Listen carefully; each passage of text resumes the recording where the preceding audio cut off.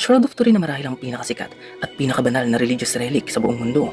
Pinaniniwalaan na ito ang telang ipinambalot sa katawan ni Jesus noong siya ay 2,000 taon nang nakararaan at di umano nag-iwan ng imprenta ang kanyang katawan sa telang ito. Ito ang rason kung bakit ang mga deboto sa lahat ng panig ng mundo ay naniniwala sa kabanalan ng Shroud of Turin dahil di umano ipinapakita ng telang ito ang tunay na mukha ng Panginoong Jesus. Ngayon mga kaili, ang Shroud of Turin ay pugad din ng kababalaghan at mga kwento ng himala.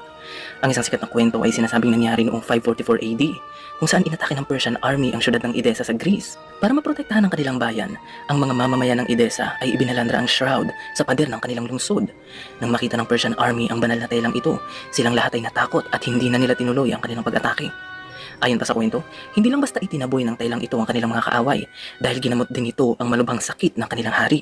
Ngayon mga kaili, hindi lang sa Greece nagpamalas ng kababalaghan ang Shroud of Turin dahil ito ay napadpad din sa Byzantine